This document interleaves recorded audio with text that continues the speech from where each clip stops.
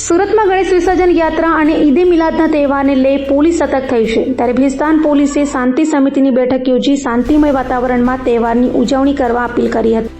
સુરતની ભેસ્તાન પોલીસ દ્વારા ગણેશ વિસર્જન યાત્રા સાથે ઈદે મિલાદના તહેવારને લઈ શાંતિ સમિતિની બેઠકનું આયોજન કર્યું હતું. તહેવારો સમયે અસામાજિક તત્વો કાકરી ચાળો ન કરે અને કાયદો તથા વ્યવસ્થાની સ્થિતિ જળવાઈ રહે તે માટે પોલીસે કડક બંદોબસ્ત ગોઠવ્યો હોય સાથે તહેવારોને લઈ પોલીસ સતર્ક થઈ છે, ત્યારે ભેસ્તાન પોલીસે શાંતિ સમિતિની બેઠકનું આયોજન કરી લોકોને શાંતિમય વાતાવરણમાં તહેવારો ઉજવવા અપીલ પણ કરી હતી. હાલમાં સુરત શહેર વિસ્તારમાં ગણેશ ઉત્સવ અનુસંધાને ખૂબ જ મોટા પ્રમાણમાં આપણે પબ્લિક જોડાય છે. ખૂબ જ મોટા પ્રમાણમાં અલગ અલગ વિસ્તારમાં ગણેશ શ્રીજીની પ્રતિમા એનું સ્થાપના થાય છે અને તે અનુસંધાને કાયદો અને વ્યવસ્થાની પરિસ્થિતિ જળવાઈ રહે એટલે સુરત શહેર પોલીસ તરફથી ખૂબ જ પ્રી પ્લાનિંગ કરી અને આયોજકબદ્ધ રીતે બંદોબસ્ત રાખવામાં આવેલ છે. ગણેશ ઉત્સવમાં છેલ્લો જે તબક્કો જે છે ગણેશ વિસર્જનનો જે તબક્કો છે એમાં ખૂબ જ મોટી સંખ્યામાં શ્રીજીની પ્રતિમાઓ અલગ અલગ જગ્યાએ એટલે કે કૃત્રિમ ઓવારા, કુદરતી ઓવારા અને સ્થાનિક લેવલે પણ વિસર્જન શ્રીજીની પ્રતિમાઓનું વિસર્જન થાય છે. એમાં ખૂબ જ મોટી સંખ્યામાં લોકો જોડાય છે.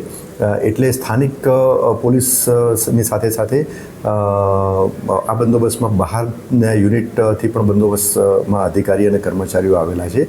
એની સાથે સાથે હોમગાર્ડના જવાનો, પેરામિલિટરી ફોર્સ એ પણ આવેલા છે. આ ગણેશ વિસર્જનની સાથે સાથે ઈદનો તહેવાર પણ આવેલા છે. ઈદના તહેવાર અનુસંધાને પણ જે પ્રી પ્લાનિંગ કરી અને બંદોબસ્તનું આયોજન કરવામાં આવેલું છે. આ બંને તહેવારો સાથે આવતા હોય અને ખૂબ જ હિન્દુ સમુદાય અને મુસ્લિમ સમુદાય બંને સમુદાયો સુરતની જે તાસીર છે એ પ્રમાણે ખૂબ જ એકબીજા સાથે હળીમળી અને આ રીતના તહેવારો ઉજવતા હોય છે. જે અનુસંધાને કાયદો અને વ્યવસ્થાની પરિસ્થિતિ જળવાઈ રહે તે માટે ભેસ્તાન પોલીસ સ્ટેશનમાં આજરોજ શાંતિ સમિતિનું મિટિંગનું આયોજન કરવામાં આવેલ છે.